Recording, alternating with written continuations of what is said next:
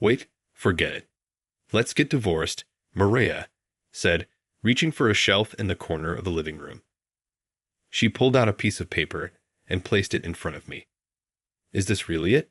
Was it an actual divorce form? Have you been preparing for this all along? I asked, my eyes wide with disbelief as I looked back and forth between the divorce form and Mariah. Hurry up and sign it. Also, I'm taking the New York house. You can live modestly in Nebraska.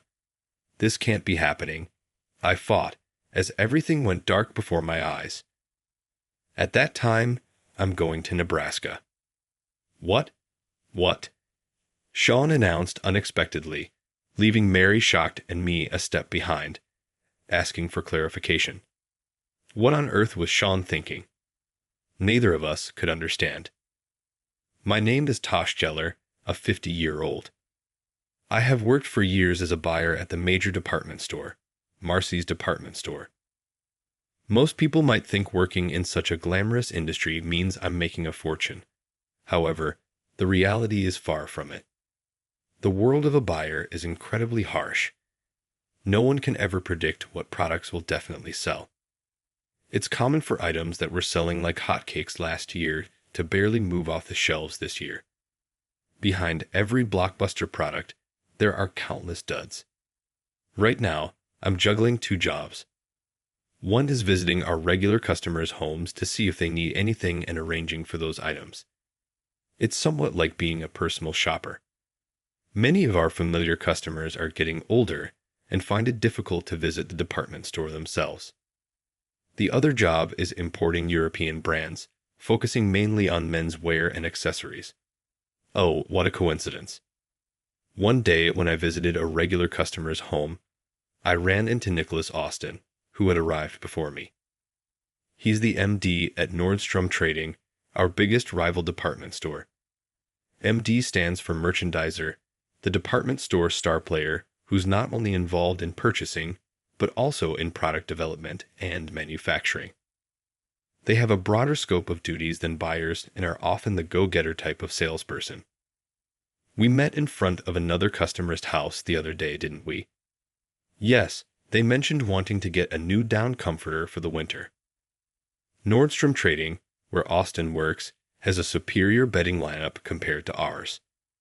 Since consumers have the right to choose where to buy based on the product, we can't complain if they prefer Nordstrom Trading over us. By the way, how's your wife doing? He suddenly asked. You see, my wife, Maria, and Austin were college classmates. Well, she's doing fine. No particular issues, I replied with a meaningful smile. After a day out on the job, returning to our company always brings a wave of exhaustion. I ran into Austin again.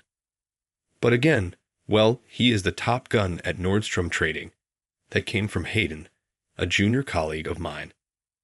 Despite being a 10-year veteran buyer, the junior vibe hasn't worn off, probably because I've been looking out for him since he was a newbie. You should be careful. He's really clever. Seems like he quickly captures the hearts of wealthy ladies, Hayden said. Hey, what did you just say? I asked. I said he captures the hearts of wealthy ladies, Hayden repeated. But having colleagues to joke around with is healing for me right now. I thought back to the conversation with Austin. By the way, how's your wife doing? Well, no particular issues. I'm surprised I managed to answer like that considering Mariah and I are anything but problem-free. When I first met Mariah, she was still in college. I was sitting next to her at a drinking party I was invited to by a friend, and we hit it off. What? You work at Marcy's department store?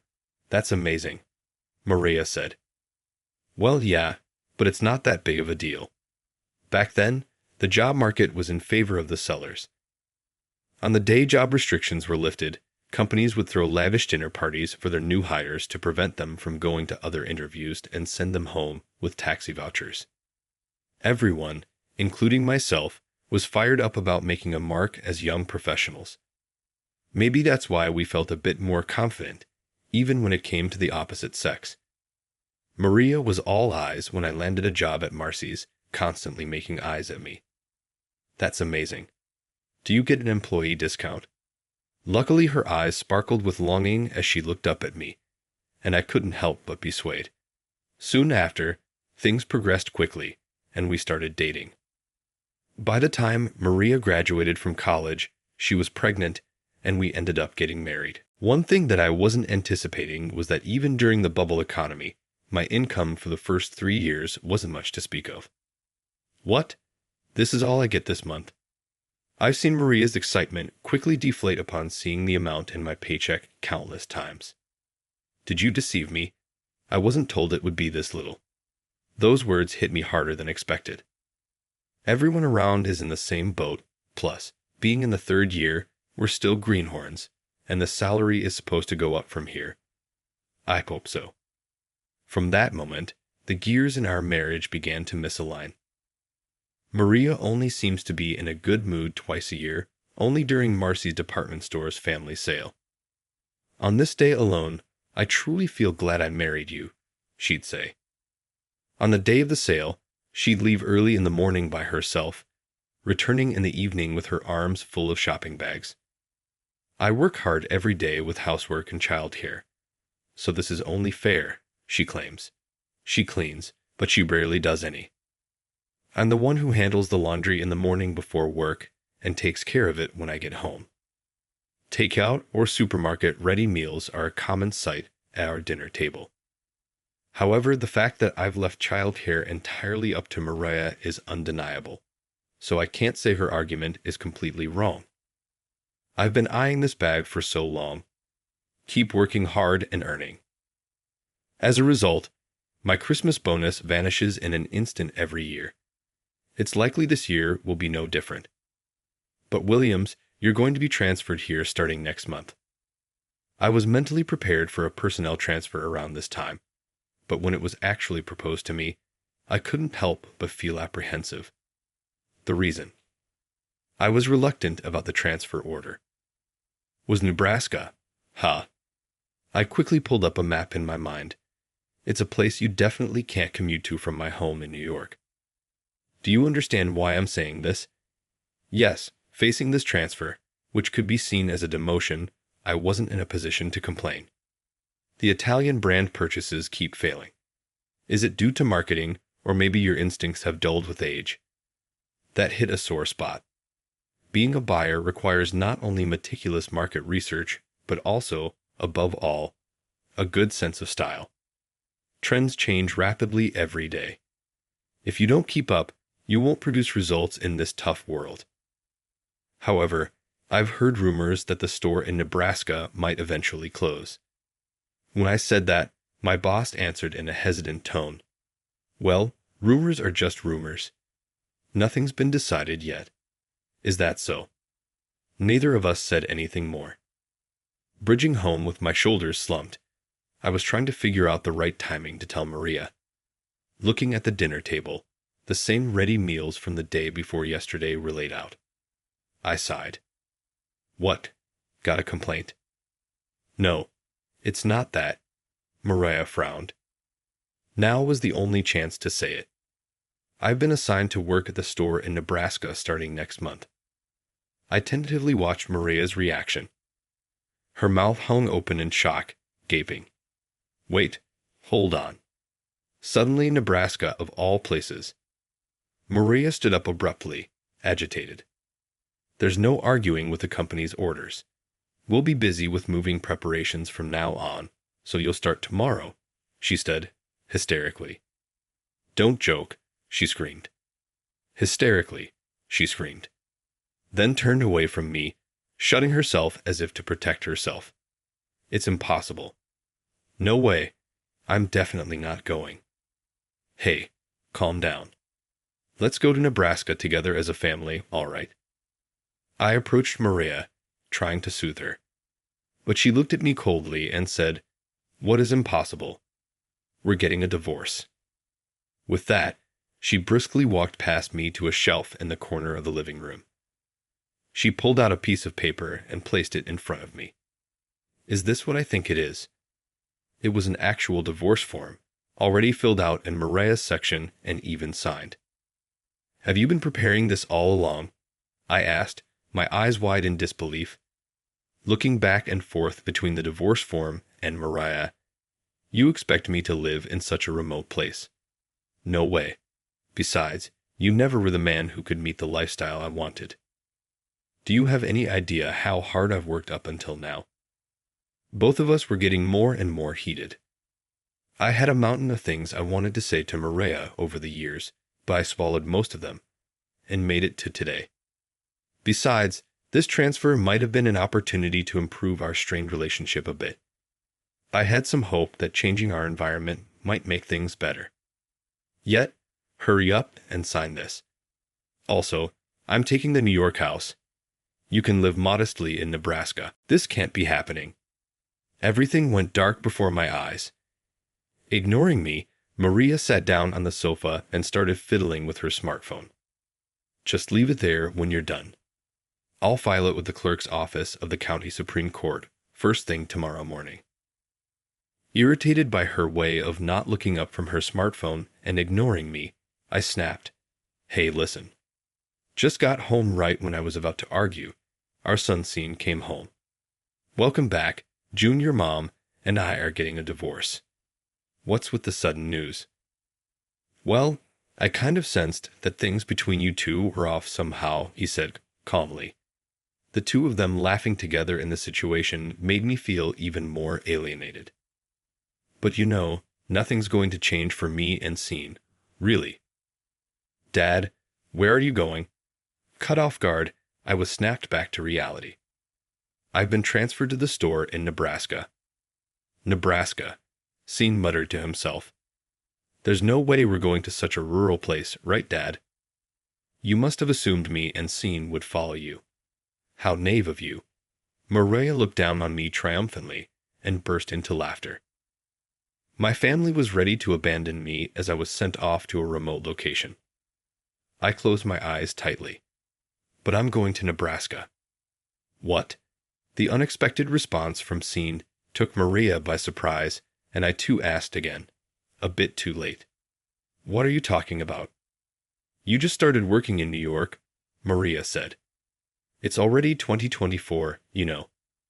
With just a laptop, you can work from anywhere. Plus, I've always been kind of fascinated by that kind of work. I'll talk to my boss about it first thing tomorrow." With that, Scene's eyes sparkled as he rushed into his room. "What's gotten into him?" "Scene's always been a city kid through and through," I said, perhaps shocked by her son's refusal. Maria started blaming me. "Did you put some ideas into Sean's head behind my back?" "He would never say something like that. He always listened to everything I said." "Haig, calm down. I'm just as confused as you are. I was actually surprised too, thinking Sean would definitely choose to stay with you." Maria and I both found ourselves staring at Sean's room door at the same time. We had no clue what our son was thinking. With my transfer to Nebraska looming, I'm currently faced with a pile of problems. First and foremost, the issue of divorce. How about we start with a separation and see how things go? No way. I don't want anything half-hearted. Please, let's just get divorced quickly. Our discussions were at a stalemate. For me, it wasn't that my love for Mariah had disappeared, but Mariah felt differently. Choosing you was a mistake from the beginning. I only married you because you worked at Marcy's department store. The only benefit I've received is the semi-annual family sale. In essence, what she wanted wasn't me, but the money I earned and the employee discount. Scene has graduated college, and we've paid off his fees. Our expenses should decrease now, leading to a more comfortable life. Enough already. Mariah barricaded herself in the bedroom, burying her face in the bed and screaming like a child throwing a tantrum. Please, let's just get divorced already. Was Adet disliked? There's nothing I can do when I begged to this extent. All right. I reluctantly signed the divorce form. The next issue is Sean's guardianship of a child for divorced parents lasts until the child reaches the age of 18 years old, so it's up to Sean where and with whom to live. Scene, our Are you really going to move to Nebraska with Dad? You could also move out and live on your own, you know. You have plenty of options. Don't rush into anything, okay? What's with that tone? It's like you don't want me to come with you. Honestly, part of me felt that way. The idea of living in the countryside with my 23-year-old son wasn't part of my future vision anyway. I got the okay from my boss. I wanted to move out and be independent, you know. But moving to Nebraska and working remotely sounds pretty cool too. Is this how Jenny thinks? Despite my worries, Scene was steadily preparing for the move. Mom's going to miss you, you know. I muttered toward Scene's back, and he burst out laughing. Dad, are you serious? Haven't you noticed how upbeat Mom has been since you agreed to the divorce? Her interests have moved on to something else, somewhere else. I was completely clueless. Well, we'll get to that eventually, Scene replied with a meaningful tone. And so, with a part of me still not fully convinced, I respected Maria's wishes and finalized our divorce, starting a new life with my son in Nebraska. Please put the TV over there. Watch your step. Despite my confusion, Scene efficiently directed the movers. Apologies, I'm new to the city. I've updated my residency. When will the electricity and gas be activated? Thanks for your assistance. Scene had already taken care of setting up the utilities without me realizing it. Now we just need to set up the Wi-Fi. Great. Oh, Dad, the fridge is going there. You're in the way. Yeah, sure. It almost feels like Scene is the head of the household, and I'm just a lodger. It's crucial to experience living independently as an adult. I wanted to manage all administrative and utility setups on my own. Thanks. Oh, no. Thank you. I'm the one who should be grateful. Even though the company provides an allowance, I didn't have to deal with any of the extra paperwork related to the move. We've got a gas stove, so I'll cook dinner on that today. I found a really nice supermarket nearby. The groceries are fresher and cheaper than in New York. With that, he sped off on his road bike that had been loaded onto the moving truck. Before I knew it, having him around is actually a huge help, more than I expected. Like a whirlwind, Scene has begun to envelop my daily life. I've never faced my son this much before. Seeing Scene so happy like that has been a long time coming. After failing at my job, getting transferred to a remote area, and easily handed divorce papers by Maria, my longtime partner, I thought my life was a mess. Yet, opening this new chapter, I find myself excited about starting a new life with Scene. From tomorrow, it's a strange feeling. 3 months have passed since I was assigned to the branch in the city. Until recently, I was a buyer at the headquarters in New York. But now, I'm working in customer support at the store. Initially, I wasn't too keen on it.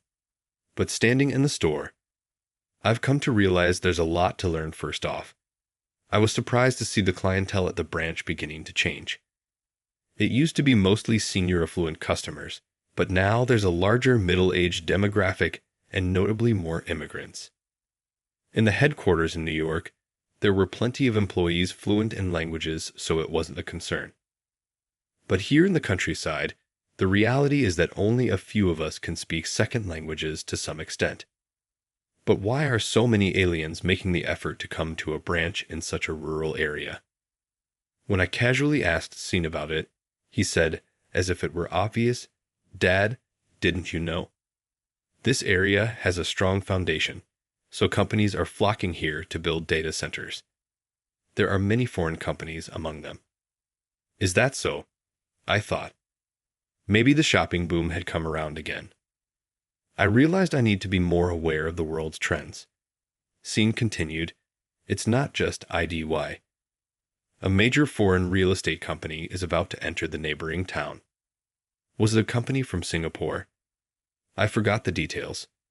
So the aliens coming to Marcy aren't just immigrants, but came here to work in this town." That's right, Scene confirmed. And their number might increase in the future. I've always wondered how I would work in such a rural area moving forward. If there's such a bright future for the land itself, maybe I don't need to be so pessimistic.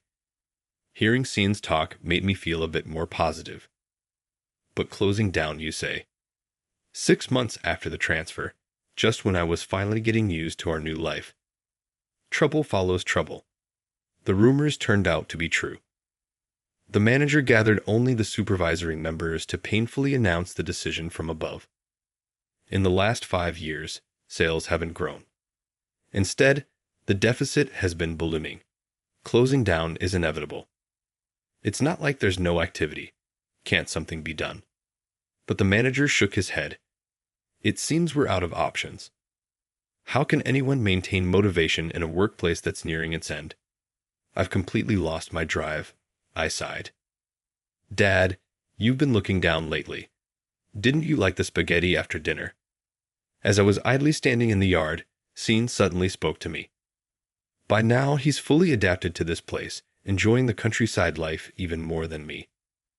It's surprising that he's also become a member of the local volunteer fire brigade, deepening his ties with the neighbors.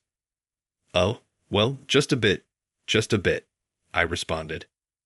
What I'm curious about, come on, tell me, pressed by my son. I reluctantly informed him of the closing of the Marcy branch. I see. So, Dad's layoff might happen before reaching retirement age, Scene pondered. There might be. I won't be called back to the headquarters in New York, and the future looks bleak. I laughed helplessly. Then, after a moment of deep thought, Scene suddenly lit up with an idea that seemed utterly out of the blue to me. I was simply impressed by that fantastic idea. Imported goods from China, yes. Given the diverse clientele at this branch, it might just be successful, I exclaimed. Based on a hint Scene gave me last night, I stayed up all night to draft a proposal and presented it to the manager and others. Chinese products are now overflowing with high-quality, high-value items. We're thinking of covering those hard-to-import products with Mars department store's financial resources. But first off, where do you plan to source these products? I had a plan for this, unbeknownst to some. Scene is in charge of app development and Asian marketing at an ID venture company. I've already pinpointed unique sales sites in China, Macau, and Singapore. We'll source from there. How did you manage that? And even if we source them, how are we going to sell them? The branch manager's concern was valid after all. No branch, not even the headquarters in New York, had ever undertaken such a business. We'll ask an ID company to create a dedicated platform exclusively for our city branch. Sales staff will access it anytime using tablets on the floor. Outsourcing is the best option. Such an elaborate system isn't easy to build, the manager lamented, intrigued with this momentum. We decided to go all in. We'll not just cater to American customers, but primarily to foreigners. If you spot a foreigner pondering over products in the store, it's a good strategy to quickly show them the tablet. So it's about turning there. I wish I could find this here into reality, right? By doing this repeatedly, the sales staff can develop a sense for what appeals to aliens. I nodded vigorously. The title of buyer isn't necessary anymore. Each salesperson will naturally acquire the skill and play their part. We'll offer desired products until they're accustomed. Then we'll anticipate trends and restock quickly. We'll also collaborate with a market research app, however. The branch manager pondered for a moment, likely calculating the cost of system development in his head. Seeing the manager's worried expression, I pleaded, "My son works at an ID venture company. This is also his proposal, and it's within the realm of possibility. Why not give it a trial run?" Then the manager and the supervisory members listening began to nod in agreement. Either way, this branch was on the verge of closure. Even if the proposal seemed far-fetched, it was better than doing nothing. The high-ups are leaning towards closure. Let's make this our final stand and amplify the voice of the field, declared the branch manager with determination. Encouraged by his enthusiasm, the faces of the surrounding employees brightened up in no time. Thus, a trial store-involved import business project was launched. Scene, the proposer, quickly liaised with the superiors and stakeholders, and the contract was successfully established. And just like that, 3 months flew by. Let's move on to the final phase. Here is the home screen as per the specifications we discussed in the conference room. At the back of the Omaha brand M's face appeared on the projector screen via video call. Naturally, I'd see him once I got home, which made me feel a bit embarrassed. After all, I never see this assertive side of him at home. He's actually good at his job. Huh. Mr. Williams, are you listening? Oh yes, of course. The employees around us watched our interaction and laughed. I couldn't help but laugh along as the project began to take off. And nearly a year had passed. The high-ups decided to call off the closure of the branch. The import business was a huge success. I didn't lose my job. In fact, this term, including my bonus, my monthly income exceeded $80,000. Sean, thank you so much. It's all because of you. Well, yay. It's all thanks to me. His lack of modesty was actually quite refreshing. Just as the two of us were celebrating with a beer shower in the yard, a familiar voice echoed at the front gate. Chun, are you there? Hearing that voice, Scene and I exchanged glances. Maria, what's going on? You surprised me. It's been 2 years since the divorce. I haven't seen Maria even once since then. Opposite to my happiness, just seeing her face shown next to me casts a suspicious look and says, What are you doing here? No need to talk like that. Even after finally seeing their mom for the first time in a while, they don't seem happy at all. Let's at least go inside, as I'm about to say. Scene quickly stops me. There's no need for that. Just go home. I know you've been deceiving Dad all this time. What are you talking about? What do you mean? Scene said, sounding excited, Dad, this woman has been cheating on you with a college buddy, right? I saw them walking closely together, and she even brought him home, didn't she? I always felt a weird vibe whenever I came back from work. That can't be.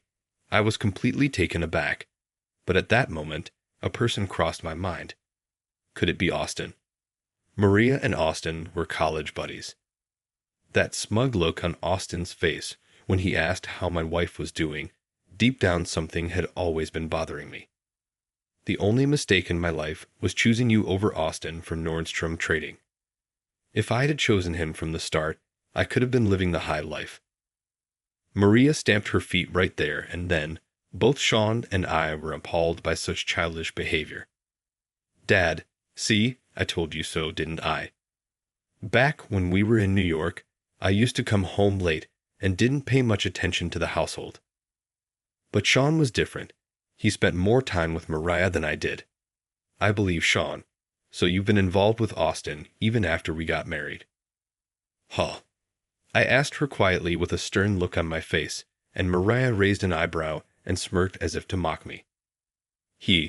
I thought I could keep deceiving you because you're so oblivious. Yes, I was cheating. So what? Unlike you, he fulfills all my desires. I was speechless at Mariah's brazenness. But you still love me, don't you? Fine. I'll remarry you. You guys have been doing well lately, haven't you? Mariah glanced between C and me with a snake-like stare. Don't joke with me. The love I had for you has cooled off this very moment. It's not just cool. It's turned into contempt. Get out, I said, trembling. What did you say? Looking back, I had never talked back to Mariah like this before. Trembling, her lips, Maria then turned to plead with Sean. Hey Sean, won't you help your mom? Recently, even Austin has started running out of money. Let's ignore your dad like before and live happily together, shall we? With that, Maria tried to cling to Sean, but Sean shook her off. Live with someone like you? That's nauseating. I've grown attached to this place, and as I've matured, I've begun to grasp how hard Dad worked for the family, Sean said. At those words, I felt a warmth in my eyes. You thought me or Dad would feel sorry for you? Now, what? A delusional woman. Mariah, completely abandoned by her husband and son who had always obeyed her, collapsed right there. I slowly approached and looked straight into Mariah's eyes. "Don't ever come back here.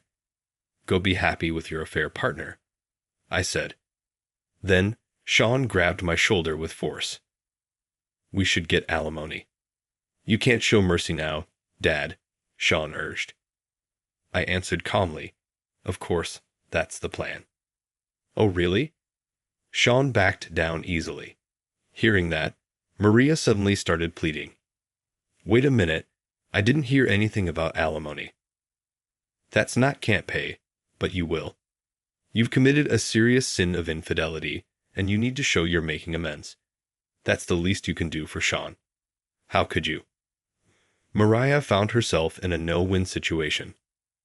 We stood in front of Mariah, side by side with our arms crossed, blocking her way. "Get out," I commanded. With that, Maria fled as if running away. Months later, through a lawyer, Maria was ordered to pay $40,000 in alimony after the divorce. If more than 3 years passed, the statute of limitations for alimony claims would expire. Both Sean and I couldn't help but breathe a sigh of relief, acknowledging it was a close call. Naturally, Mariah, being unemployed, couldn't pay such a large amount. Maria turned to Austin for help, but shockingly, it was discovered he had been involved with several other women besides her. Most of them were wealthy madams who were his clients, and I was disgusted by his utterly despicable actions. One of these madams caused a huge scene at Nordstrom Trading, and Austin's misdeeds came to light, resulting in his termination. Then, in a twist of fate, Austin was the one begging Mariah for help. Despite her age, Maria looked young and had good looks. "Support me by working in the nightlife industry," he pleaded, to which Mariah reluctantly agreed. However, when she started job hunting, her age prevented her from even getting interviews. Maria, once confident in her looks, now lives with Austin in a manga cafe room, almost homeless and her pride hurt. Both have truly fallen from grace. "If only you had valued Dad more, you could have been a real socialite wife," Scene said sarcastically. As for me, I was assigned to the New York head office starting this term. Despite being close to retirement, this came as an unexpected promotion. Honestly, I enjoyed living with my son so much that I wished to stay in this place forever. But when I mentioned that, Scene laughed and said, "Cut it out with the jokes." And then came the day of the move to New York. "Come visit any time." "I love your pastas," Scene said. "It's not the past you love, it's me, right, father and son?" We shared a warm handshake. All right, everyone's presentations are done. Nick, the manager, said as he tried to move the discussion forward. "Excuse me, I haven't. I recently found out something." Nick interrupted me and began to speak. "There's apparently someone in this department who didn't graduate high school and is just a part-timer. Meetings should be for employees only." Absolutely right. His lackey, Mike, of course, agreed with Nick. "I'm leaving." After leaving the meeting room, I started to shut down my computer. I noticed that an email had arrived, not in my personal inbox, but in the company's shared email. Thinking, there's no point in speaking up, no one will listen, I went home quietly. The next day, I heard a commotion from Nick's desk. He was staring at his computer screen, his face pale. "Nick, is something wrong?" Mike looked at the screen with him.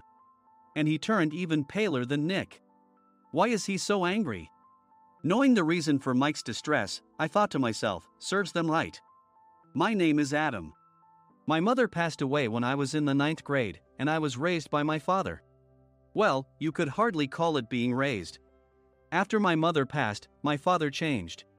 He drowned his sorrows in alcohol, and though he still went to work, he squandered our living expenses on horse racing. Because of that, I had to start working part-time as soon as I entered high school. Every month, I went to the convenience store with bills in hand that couldn't be auto-deducted from my father's account. Even though I endured it because I didn't want to be alone, I reached my limit in my second year of high school and dropped out. I found a live-in job at a distant inn. Thank you for everything. The day I left home, my father, still staring at the TV, spoke. Take care. That was our last conversation.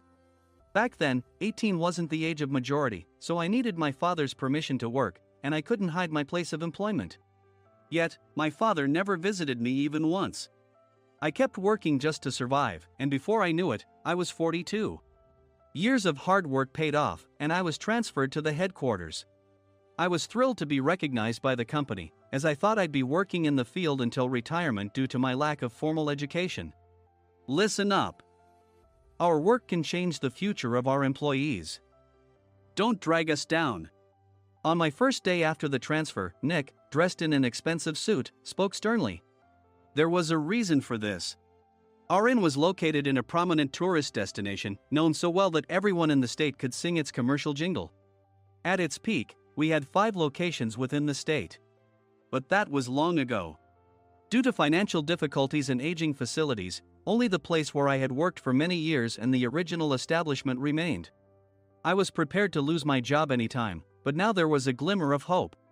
With the rise of social media, the tourist area where the inn was located started gaining attention again. Depending on how hard the sales department, where I was transferred, worked, we could either thrive or be forced to give up this prime location to the new hotel chains continuously popping up. For Nick, who had switched careers from another industry to strengthen our sales, this was a battle he couldn't afford to lose. I understood why he had to be strict. I will do my best. Nick sneered at my enthusiastic declaration. Did you not hear what I said? I'm sorry. I thought I was listening carefully. Out of habit from years of customer service, I apologized reflexively, though I had no idea what had offended him. Someone was watching me with a smirk. In this department, there are those who are expected to excel and those who have been shoved here because they have nowhere else to go. You are the latter. It was Mike, the section chief. He's 7 years younger, at 35. But he was called to headquarters much earlier than I was and had been moving around within the headquarters ever since. I'm not jealous, but I can't accept that he's my boss. Graduating from a prestigious university, he has an unusually high pride and caused many problems as a newbie, making things very difficult for me when I was the front desk leader. When I found out Mike was transferred to the sales department a month before me, I was disheartened. Mike is right. With just a middle school diploma, there's not much you can do. Don't even think about achieving results. As if I didn't exist, Nick remarked, I'm thirsty. Mike eagerly ran to the coffee maker. It seems Mike is Nick's lackey. I regretted being happy about my transfer to headquarters, wishing I had stayed on site forever. Send a direct mail to every company on this list by the end of the day. Nick only assigned me tasks that even a new graduate could handle. What? There are over 1,000 companies. You want me to send to all of them by today? Yes, if you and your fellow misfits split the work, even those with nowhere else to go should finish by today. I glanced at the employees typing away expressionlessly. They were worn out from customer service, only thinking about leaving on time, or were women reassigned after having children, with zero motivation for work. Even Sam, a new graduate from the same university as Mike, who was supposed to be among the expected achievers, had no enthusiasm for the job, having joined the company wanting to do customer service. I don't care what they say, I plan to quit anytime, he said. Only Nick and Mike were highly motivated, making all the decisions between the two of them. I originally only wanted to work at the inn to survive and had no particular attachment to this job. I swallowed my words, thinking I had no right to reprimand them. About a month after the transfer, Nick told us with a frustrated look. To commemorate the 50th anniversary, we've decided to create a plan exclusive for one group per day. Originally, Mike and I were supposed to come up with it, but our president, Mr. Thompson, insists on hearing everyone's opinions. So, you all get a chance. As Nick explained, Mike began handing out prints. Make sure not to embarrass Nick. If your ideas are half-baked, you'll have to redo them. It seemed that they had printed his handwritten notes by Mr. Thompson, which included several questions and a section for free responses. It made sense why Nick had to seek our input, given that all responses had to be submitted to Mr. Thompson. We were given a week to think about it, and a meeting was scheduled to compile our ideas. My plan is to let guests enjoy both the old and modern America. Nick began the presentations. Guests would watch a master confectioner at a nearby traditional sweet shop make sweets in front of them. The welcome drink would be premium tea in a bottle. Nick's plan was certainly attractive. After his presentation, Nick called on us to present in the order we were seated. Just as I stood up for my turn. "All right, everyone's presentations are done." "Excuse me, I haven't. I recently found out something." Nick interrupted me.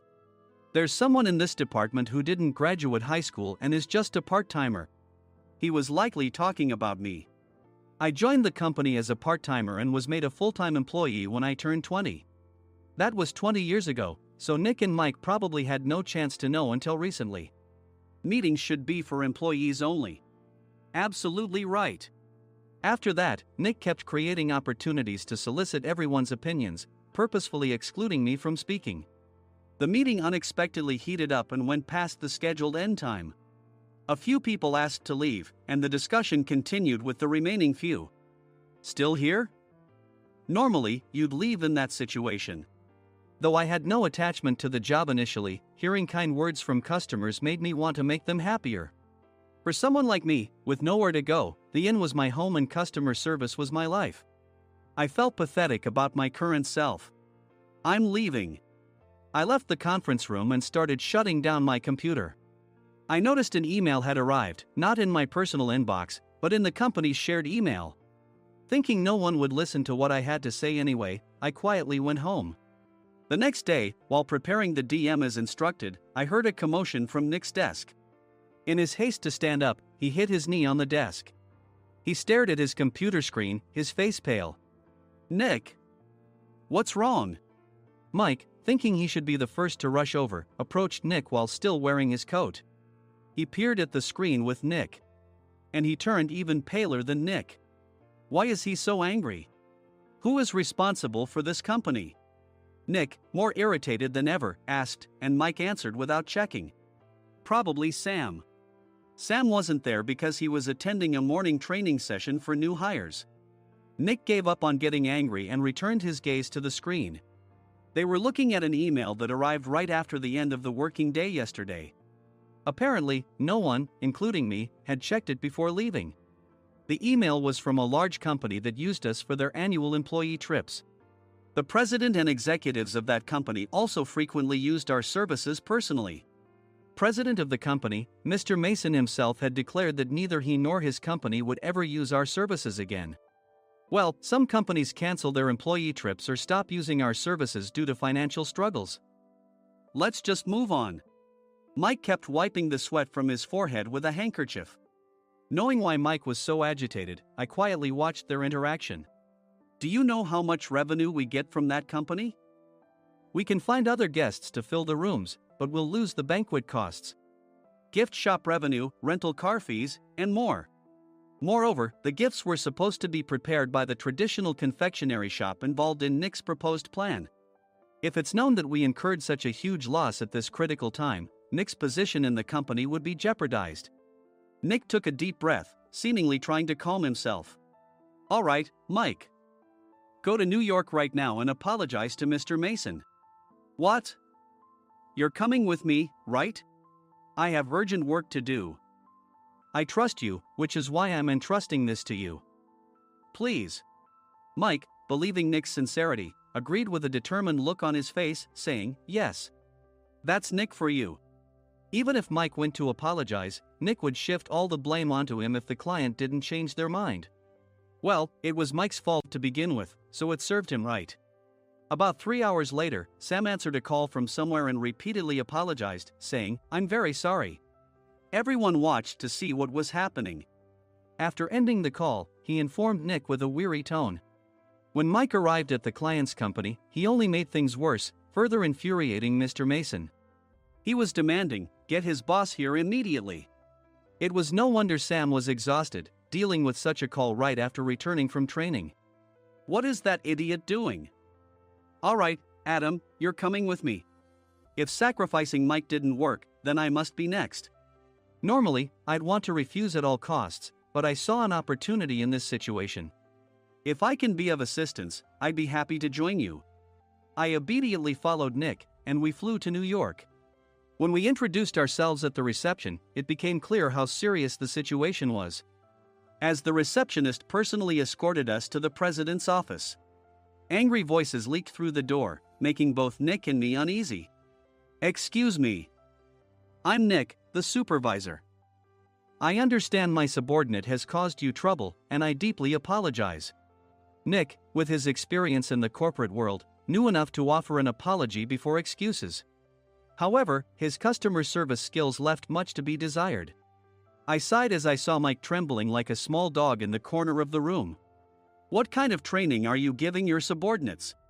Mr. Mason glared at Nick with a red face. The intensity of his gaze made even Nick take a step back. Regrettably, I joined this company only 2 years ago and was unaware of Mike's issues. I should have identified his shortcomings sooner. Indeed, I should have realized sooner.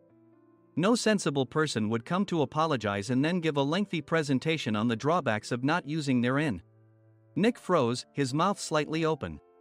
Suspecting the worst, I picked up the documents that had fallen to the floor. It seemed Mike hastily prepared these documents on the plane, listing the disadvantages.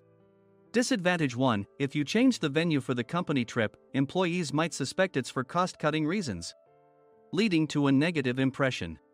Reading it aloud half-jokingly, Nick snatched the papers from my hand and checked the contents with a furious expression. Among the stack of documents was a receipt from a nearby convenience store's copy machine. I felt a pang of dread, hoping he hadn't shown the receipt as well. What do you think he said when I asked what kind of nerve he had to do this? I'm very sorry." Faced with the dire situation, Nick must have thought there was nothing left to do but apologize. In a voice smaller than I'd ever heard from him, he uttered words of apology. He said, "I'm a Harvard graduate. I don't believe I said anything wrong." "Mike, what have you done?" Forgetting his plan to pin the blame on Mike, Nick yelled loudly, even in front of Mr. Mason. "I didn't do anything wrong." "You're still saying that? Look at him." Mike pointed at me with a shaking hand. "I was assigned to headquarters in my 20s and now I'm a section chief. This guy only made it to headquarters at 42. Everything I've done proves I was right. So why are we losing the contract?" Having said his piece, Mike collapsed to the floor. "Of course. You were sent there because you had nowhere else to go." Mike never expected to hear such words from someone he looked down upon. He lunged at me, and Nick hurriedly stepped in to stop him. "Mr. Thompson told me Mike is a quick thinker, and to take good care of him." There's no way he was pushed aside. "Don't make things worse here. He didn't say quick thinker, he said only quick-witted, didn't he?" I don't remember that part." I recalled the many troubles Mike caused when he was a newbie. When Mike was on the front line, his pride was so high that he never apologized to customers. Customer service, especially in our job, doesn't work alone. It brings both good and bad situations. If the front staff or housekeepers made mistakes, or the cleaning company didn't properly clean a room, one had to apologize to the customers regardless of personal fault. Mike, in such situations, would never apologize, insisting he wasn't at fault. This often angered customers, and as the front desk leader, I frequently had to apologize on his behalf. He caused complaints and disrupted operations, which is why he was quickly moved to headquarters. In departments where he didn't interact directly with customers, his quick thinking was beneficial and things went well. But it seemed his flaws were starting to show. Corporate reservations are supposed to be entered into the system by the sales representative. But a quick check yesterday revealed that more than 10 items were missing from the client's reservation. The handover document clearly stated what needed to be prepared. Why didn't you enter it into the system? Why do we have to give them special treatment? Filling rooms near the banquet hall, setting up all the food in advance. Specifying the brand of wine, they're too demanding. No wonder he always angered customers, I thought, feeling a headache coming on. Grouping them in rooms near the banquet hall is for our benefit too. It makes it easier for the staff to set up beds and serve breakfast since everyone's schedule is synchronized. As for the other requests, Mr. Mason suggested them to lighten our load. I didn't know that. Nick finally seemed to realize that Mike was the one who had angered the client. What did you say to them? I just told them we wouldn't give them special treatment anymore. We shouldn't waste effort on things that don't bring in money. I was utterly exasperated at his lack of understanding of customer service. Of course, we shouldn't comply with unreasonable demands. But carrying over successful practices from past stays makes customers feel remembered and enhances their experience. Good memories encourage repeat visits. That's part of our job. I looked down at Mike, who was sitting on the floor. In our job, nothing is a waste. Mr. Thompson likely moved you to the sales department, hoping you'd finally understand this. How do you think he feels now that you've failed to meet his expectations? Mike, tears in his eyes, fled the president's office. I was amazed he still hadn't apologized. You have it tough, Adam. It's okay, we're all employees of the same company. I deeply apologize for this disrespectful incident. Especially after all the care you've shown us. If it weren't for you, Adam, I really would have stopped staying here. When I heard you were moving to the sales department, I was willing to reconsider if you handled it. Seeing us talk so amicably, Nick's face contorted. Do you two know each other? Adam's service is excellent. I always requested him specifically. Normally, we don't accept specific staff requests, but we made an exception for Mr. Mason, adjusting my shifts accordingly. He had personally stayed at our hotel just before my transfer, and during casual conversation, I mentioned, I'm moving to the sales department soon. If I hadn't told him then, things could have been much worse. Please continue to take care of us. I look forward to it. On the return flight, Nick awkwardly offered me a can of beer. It's still working hours. Of course, I had no intention of forgiving him for a single beer. Nick might try to pin everything on Mike and avoid any consequences. While pondering this, a startling fact came to light. Nick, the tea bottles for the plan have arrived. I handed Nick a bottle labeled with our inn's name. They look good. What are you talking about? These are plastic bottles. I had assumed we would use the trendy, high-end bottling tea. But what arrived were ordinary plastic bottles of tea with customized labels.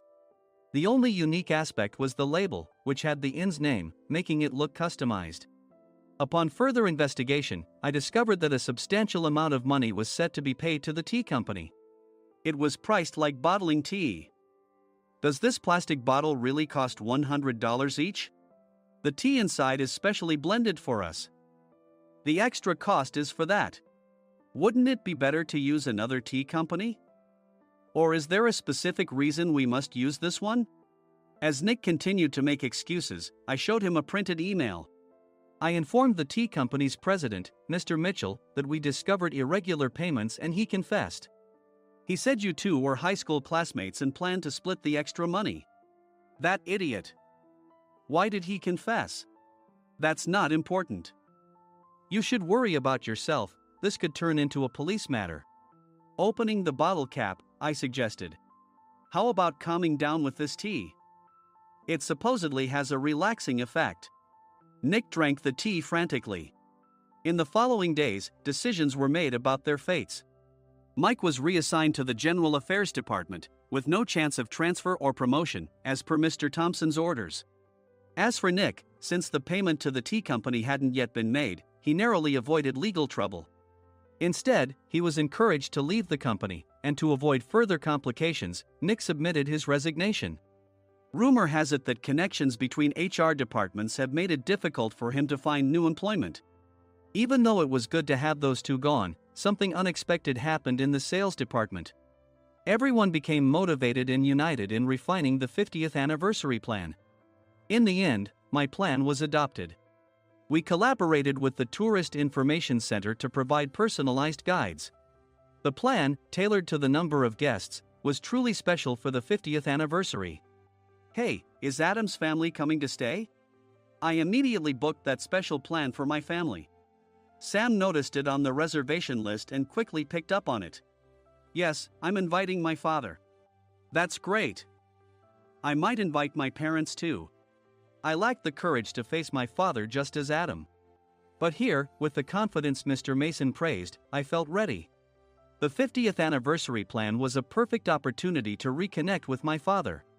I hope to bring back the days when we could laugh together as we once did.